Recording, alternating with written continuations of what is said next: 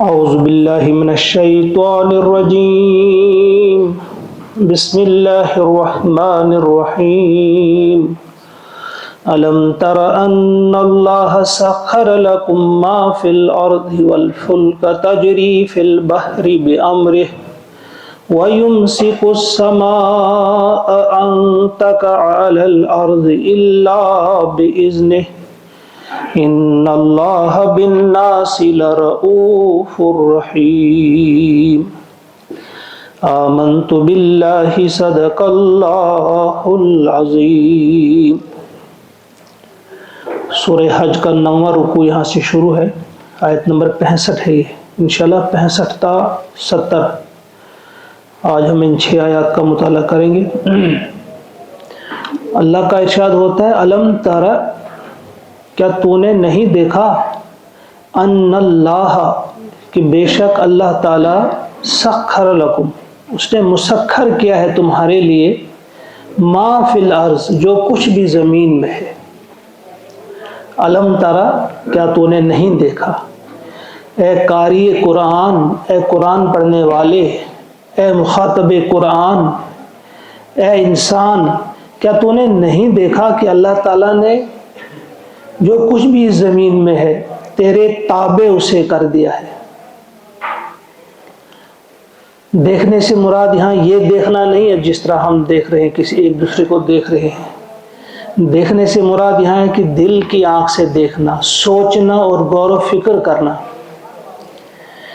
گویا اس میں ہمارے لیے سبق ہے، اگر آج تک آپ نے ان چیزوں پہ غور و فکر نہیں کیا، دھیان نہیں دیا، آج ذرا دھیان دو کہ دیکھو اس زمین میں کیا ہے اور کیا کیا چیزیں جو اس نے تمہارے لیے مسخر کر دی ہیں، گویا جن سے تم کام لے سکتے ہو۔ زمین میں ہم دیکھتے ہیں مٹی ہے، ہماری تابع فرمان ہے، ہم اس سے کتنے کام لیتے ہیں۔ پتھر ہیں، کتنے کام ہم پتھروں سے لیتے ہیں۔ پانی ہے، سبزہ ہے، درخت ہیں، یعنی بے شمار چیزیں اگر آپ گنتے جائیں گے بہت ساری چیزیں اس زمین میں ہیں جن کو اللہ تعالیٰ نے ہمارے تابع کر دیا ہے، یعنی جن سے ہم بہت سارے کام لیتے ہیں۔ تو فرمایا اگر آج تک تمہارا دھیان اس طرف نہیں تھا، آج دو دھیان، سوچو کس کس قسم کی چیزیں اس زمین میں ہیں جو تمہاری خادم ہیں، تمہاری خدمت گار ہیں، تمہاری خدمت میں اللہ تعالیٰ نے ان کو لگا دیا ہے۔ اور دوسری چیز پھر والفلک، اور دیکھو پھر کشتی کو، تجری فی البحر، جو کہ چلتی ہے دریا میں یا سمندر میں چلتی ہے، بامرہ، اسی کے حکم سے۔ یعنی زمین میں کتنی چیزیں جو تمہاری تابع ہیں، پھر دیکھو پانی، سمندر دیکھو، دریا دیکھو، وہاں جو کشتی چلتی ہے وہ بھی اللہ ہی کے حکم سے چلتی ہے۔ اور پھر کتنے کام اس سے تم لیتے ہو، ہزاروں ٹن کی چیزیں۔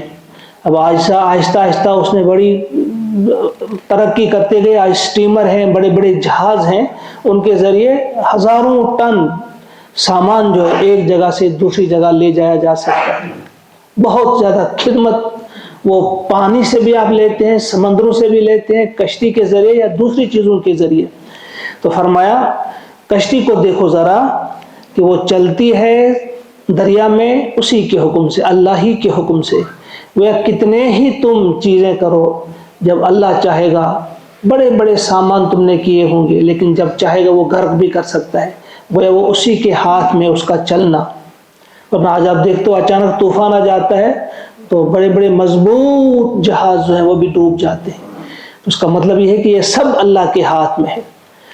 پھر تیسری چیز، یعنی کس طرح سے اللہ تعالیٰ اپنے بندوں کو سمجھاتا ہے کہ اللہ تعالیٰ کی معرفت حاصل کرو، اللہ کو جانو، اللہ کو پہچانو، کہاں کہاں وہ تمہاری ضروریات کو پوری کر رہا ہے، تمہاری کس کس طرف سے، کس کس انداز سے تمہاری وہ مدد کر رہا ہے۔ اب تیسری مثال دی، وَيُمْسِكُ السَّمَاءَ، اور وہی روکے ہوئے ہے آسمان کو، أَن تَقَعَ عَلَى الْأَرْضِ، کہ وہ گر پڑے زمین پہ۔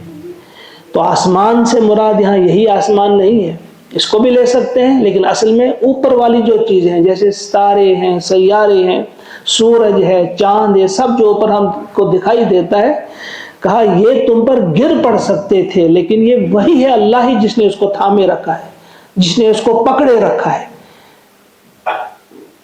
تقریباً 60 یا 65 سال پہلے امریکہ کے ایک شہر میں شہاب ثاقب ایک گرا تھا، تقریباً 500 لوگوں کی موت ہو گئی تھی اور کچھ مکانات بھی گر پڑے تھے۔ یعنی اگر وہی شہابی جو کئی کروڑ جو ہیں ایک دن میں آتے ہیں زمین کی طرف، راستے میں ہی اللہ تعالیٰ ان کو جلا کر راکھ کر دیتا ہے، اگر وہی زمین کی طرف آنے لگے، یا یہی جن کو ہم دیکھتے ہیں کس کس قسم کے سیارے ہیں، ستارے ہیں، یہ زمین کے ساتھ ٹکرا جائیں تو پھر کیا ہوگا؟ تو فرمایا یہ اللہ ہے جو آپ کو بچائے ہوئے ہے، ورنہ یہ بارش اس پر آ سکتی تھی، سیاروں کی بارش، سیارچوں کی بارش، مختلف قسم کے شہابیہ جو ہیں میٹیئرز وہ گر پڑتے تھے اس پہ۔ تو یہ اللہ ہے، وَيُمْسِكُ السَّمَاءَ أَن تَقَعَ عَلَى الْأَرْضِ إِلَّا بِإِذْنِهِ، لیکن یہاں لاسٹ میں لگا لیا إِلَّا بِإِذْنِهِ، مگر اس کے حکم سے۔ یعنی ایک دن آئے گا جب یہ ٹکرائیں گے، جب اللہ تعالیٰ اس کو حکم دے گا، یعنی اس کے حکم سے ایک دن یہ آسمان اس پر آنا ہے۔ انداز کیا ہوگا، صورت کیا ہوگی، وہ اللہ بہتر جانتا ہے، لیکن یہ ٹکرانے ہیں سارے آپس میں، کائنات درہم برہم ہو جائے گی۔ اس لیے لاسٹ میں فرمایا الا باذن، ان اللہ، بے شک اللہ تعالیٰ، بالناس، لوگوں پر ہے، لوگوں کے لیے ہے، لرؤوف الرحیم، بڑا ہی شفقت کرنے والا اور بڑا ہی مہربان، بہت زیادہ شفقت ہے۔ یعنی پہلی مثالیں دے دی، کتنی شفقت ہے اللہ کو۔ تو کیسے پتہ چلے گا؟ جب ہم جانوروں پر دھیان دیں گے، کتنے کام ہم لیتے ہیں جانوروں سے، کتنے کام ہم لیتے ہیں اس مٹی سے، پتھروں سے، زمین میں بنی ہوئی چیزوں سے، درختوں سے۔ تو پھر اس کے بعد دیکھیں گے کشتی کی طرف، سمندر سے کتنا ہم کام لیتے ہیں، پھر دیکھیں گے آسمان کو بچایا ہم پر گرنے سے، اوپر کی چیزوں کو بچایا ہم پر گرنے سے۔ یہ ساری چیزیں جب دیکھیں گے آپ، تو آپ دیکھیں گے آپ کی زبان سے بے ساختہ نکلے گا اللہم لک الحمد کل ولک الشکر کل ولک الثناء کل ولک المجد کل، تمام تعریفیں، تمام حمد، کل شکر، کل ثنا، یہ سب اللہ ہی کا ہے۔ یہ دل سے نکل جائے گا جب انسان ان چیزوں پہ غور کرے گا۔ تو فرمایا الم ترا کہہ کر فرمایا کہ اگر آج تک آپ نے ان چیزوں پہ غور نہیں کیا تو آج غور کرو۔ اگر آج تک یہ نظر، اس قسم کی نظر ان چیزوں پر تمہاری نہیں گئی، آج اس نظر سے دیکھو، آج اس دل کی آنکھ سے دیکھو، آج ذرا غور و فکر کرو، سوچنے کی تکلیف گوارا کرو۔ تم انسان ہو، تم بھیڑ بکریاں گدھے کھچر نہیں ہو۔ یہ دوسرے الفاظ میں آپ سمجھو، اللہ تعالیٰ ہم سے کہہ رہا ہے کہ تم جانور نہیں ہو، چوپائے نہیں ہو، تم انسان ہو۔ ذرا دیکھو کیا کیا چیزیں تمہارے لیے میں نے بنائی ہیں اور کس کس انداز سے تم ان سے خدمت لیتے ہو۔ اس کے بعد والی آیت فرمایا اب اور انداز سے دیکھیے، وَهُوَ الَّذِي أَحْيَاكُمْ، اب یہ چیزیں تو رہیں، اس کے بعد یہ بھی دیکھو وہی تو ہے، وَهُوَ، اور وہی تو ہے، وہ ہے الَّذِي، جس نے أَحْيَاكُمْ، تمہیں زندگی عطا کی۔ کافر یہ بھی دیکھو کہ تمہیں زندگی دینے والا، تمہیں جلانے والا، زندگی عطا کرنے والا بھی تو وہی ہے۔ ثُمَّ يُمِيتُكُمْ، پھر وہ تمہیں مارے گا، وہی تمہیں موت دیتا ہے۔ یہ دو باتیں تو سارے لوگ مانتے ہیں، کافر بھی مانتے ہیں کہ ہاں زندگی اسی نے دی، موت بھی وہی دے گا۔ پھر فرمایا ثُمَّ يُحْيِيكُمْ، پھر وہ تمہیں زندہ کرے گا۔ جب تم ان دو باتوں کو مانتے ہو کہ اسی نے ہمیں زندگی دی، وہی ہمیں موت دے گا، پھر یہ تیسری بات ماننے سے آپ کو کون سی تکلیف ہوتی ہے کہ وہی پھر تمہارا زندگی دے گا اور پھر ہم سے ہمارے کیے کا حساب لے گا، ایک ایک بات کا حساب۔ ہم کیا سوچ رہے ہیں جواب دینا ہوگا، ہم کیا بول رہے ہیں ہمیں جواب دینا ہوگا، ہم نے کہاں کیا کیا، ہمارے ہاتھوں نے، ہر چیز نے۔ تو فرمایا کہ وہ تمہیں زندگی، پھر تمہیں دوبارہ زندہ کرے گا۔ ان الانسان، مگر ان وہ بے شک الانسان، یہ انسان، یعنی حقیقت یہ ہے کہ انسان جو ہے لکفور، بڑا ہی ناشکر ہے۔ یعنی یہ سب جاننے کے باوجود بھی شکر گزاری جو ہے اس کے دل میں آتی ہی نہیں، اس کی زبان پہ یہ الفاظ آتے ہی نہیں، وہ بڑا ہی ناشکر ہے۔ لِكُلِّ أُمَّةٍ ہر ایک امت کے لیے، ہر امت سے مراد ہر نبی کی امت کے لیے جعلنا ہم نے مقرر کیا منسکن طریق عبادت، ہم نے عبادت کے طریقے ہر امت کے لیے مقرر کیے، یا قربانی کے طریقے ہر امت کے لیے مقرر کیے، ہم ناسکوہ جن کی وہ بندگی کرتے ہیں، یعنی جس کے حساب سے وہ اسی حساب سے بندگی کرتے ہیں، جو ہم نے بندگی مقرر کی ہے اسی انداز سے وہ بندگی کرتے ہیں۔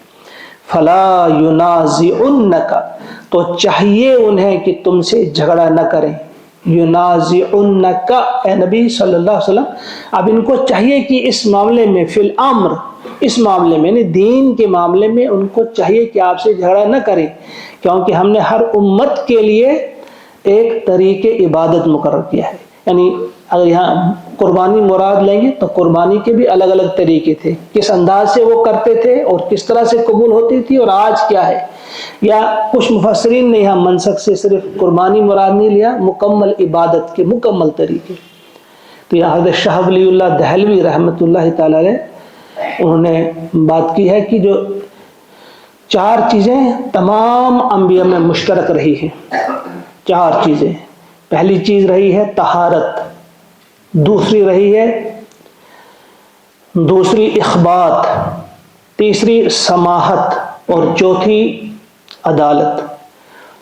طہارت تو آپ سمجھتے ہیں پاکیزگی، ہر نبی کی امت میں رہی ہے کہ پاکیزگی تو بہرحال ہے ہی پاکیزگی۔ دوسری چیز اخبات کہتے ہیں عاجزی کو، یعنی تکبر سے دوری، اس کو اخبات کہتے ہیں۔ پھر سماحت یعنی بہادری، شجاعت، اور چوتھی عدالت، اسے ہم انصاف کہتے ہیں یا عدل کہتے ہیں۔ یہ ہر ایک میں بالکل سیم رہی ہے، تمام انبیاء میں یہ 4 چیزیں رہی ہیں۔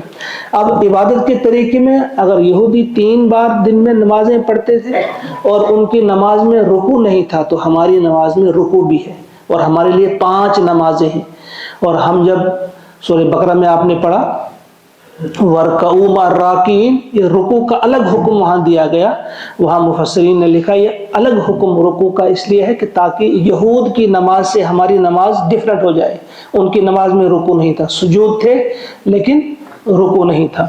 تو فرمایا ہر امت کے لیے، یعنی ہر نبی کی امت کے لیے ہم نے ایک طریقے عبادت مقرر کیا ہے، ایک اپنا انداز طریقے کا ان کو سمجھا دیا ہے۔ لہٰذا ان کو کیوں جھگڑا کرنا ہے آپ سے؟ ان کو چاہیے کہ اب آپ سے اس معاملے میں جھگڑا نہ کریں۔ یہ مختلف انداز سے جھگڑے کرتے تھے، کبھی نمازوں کے بارے میں، کبھی قربانی کے بارے میں۔ بھائی دیکھو قربانی کے بارے میں جیسے کل بھی بات آئی تھی، یا ذبح کرنے کے بارے میں، کہ جو انسان اپنے ہاتھ سے ذبح کرے وہ اس کو یہ حلال کہتے ہیں، اور خدا جن کو مارے ان کو یہ حرام کہتے ہیں۔ یعنی اس قسم کی باتیں یہ کرتے تھے، کہا ان کو جھگڑا نہیں کرنا چاہیے اس معاملے میں۔ وَادْعُ إِلَىٰ رَبِّكَ، اور تم بلاؤ اپنے رب کی طرف۔ 2 باتیں یہاں پہ آئی، ان کی ممانعت کہ انہیں نہیں چاہیے تمہارے ساتھ الجھنا، مگر آپ کو چاہیے کہ آپ انہیں دعوت دیں۔ وہ یہاں 2 باتیں واضح ہو گئی کہ ایک اندھا جو ہے اسے نہیں چاہیے بینا سے، روشنی رکھنے والے سے جھگڑنا کہ تم غلط ہو میں ٹھیک ہوں۔ البتہ جو بینا ہو اسے حق ہے یہ کہ وہ دعوت دے۔ تو حضور کو یہاں بینا کہا گیا ہے کہ وہ دیکھنے والے ہیں، وہ دیکھ رہے ہیں آگے کیا نقصان ہونے والا ہے، تو وہ ٹوک سکتے ہیں انہیں۔ اور وہ جو ہے مشرکین مکہ وہ کیا ہے، وہ اندھے ہیں، وہ نہیں ٹوک سکتے، حضور ان کو ٹوک سکتے ہیں۔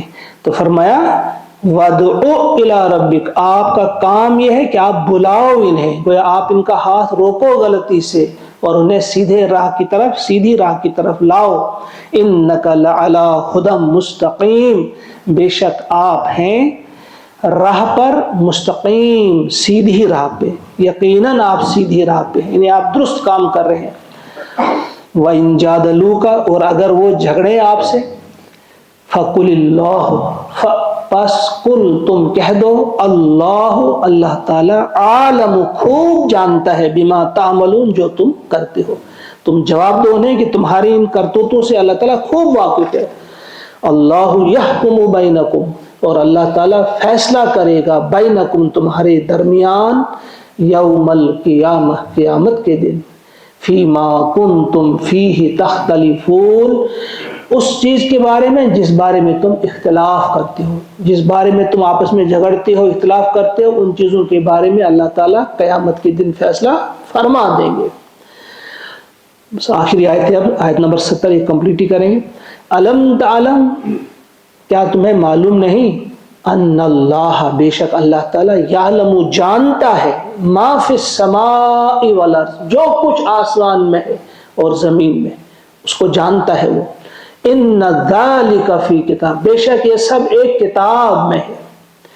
یعنی تمہارے یہ کرتوت جو تم بدتمیزیاں کرتے ہو اپنے اس نبی کے ساتھ، کیا کیا تم نے نہیں کیا، تو تم کیا جانتے ہو کہ یہ کسی کو معلوم نہیں؟ فرمایا اللہ تعالیٰ کو وہ بھی معلوم ہے کہ آسمان میں کیا ہو رہا ہے، زمین میں کیا ہو رہا ہے، اور یہ سب ایک کتاب میں درج ہے۔ یہاں سے اس حدیث کی طرف ذہن میں رکھیے کہ 50,000 سال پہلے سب کچھ لکھا جا چکا ہے۔ اللہ تعالیٰ نے حکم دیا قلم کو لکھ، قلم نے پوچھا کیا لکھوں، اللہ تعالیٰ نے فرمایا جو کچھ ہونے والا ہے قیامت تک، تو پھر قلم لکھتا گیا اور قلم نے سب کچھ لکھ لیا۔ گویا ہر ایک کتاب میں اسی کتاب کا ذکر ہے کہ ان ذالک فی کتاب، کہ جو کچھ بھی اس دنیا میں ہونے والا ہے وہ بھی لکھا جا چکا ہے۔ اس کتاب سے وہ مراد ہے، بہت سارے مفسرین نے لکھا ہے، اور کچھ نے لکھا ہے کہ اس کتاب سے مراد ہے کہ ہر چیز تمہارے نامہ اعمال میں درج ہے۔ جو کچھ بھی تم کر رہے ہو، تمہیں کہیں یہ ذہن میں نہ رہے کہ کون دیکھنے والا ہے، کس کو یاد رہے گا، کتنا یاد رہے گا، اربوں لوگ ہیں اور کس نے کیا کیا۔ کہا یہ اللہ تعالیٰ نے ایسا کیا، اس کے لیے کتاب ہے، اور یہ کرنا ان ذالک علی اللہ یسیر، اور ایسا کرنا اللہ کے لیے بہت آسان ہے، یہ مشکل نہیں اللہ کے لیے۔ وہ اللہ تعالیٰ نے یہ سب کچھ انتظام کر رکھا ہے، ہم کیا کر رہے ہیں، ہماری زبانیں، ہماری آنکھیں، ہمارے کان، ہمارے یا جو اہل کفر ہیں، جو اللہ تعالیٰ کا انکار کرنے والے ہیں، جو بھی ہیں، سب کا کے کرتوت نوٹ کر کے رکھیں اللہ تعالیٰ نے۔ تو ہم اللہ تعالیٰ سے دعا کرتے ہیں کہ وہ ہم سب کو توفیق عطا فرمائے۔ یہ جو آج ہم نے 6 آیات کا مطالعہ کیا، ان 6 آیات کو دل میں بٹھانے کی توفیق عطا فرمائے، اور اس کے نور سے اپنی زندگیوں میں صحیح فیصلے کرنے کی بھی اللہ تعالی ہم سب کو توفیق عطا فرمائے۔ اللہم اجعل القرآن ربیع قلوبنا ونور ابصارنا وشفاء صدورنا وذهاب همومنا وغمومنا۔ سبحان ربک رب العزة عما یصفون وسلام علی المرسلین والحمد للہ۔ السلام علیکم ورحمۃ اللہ۔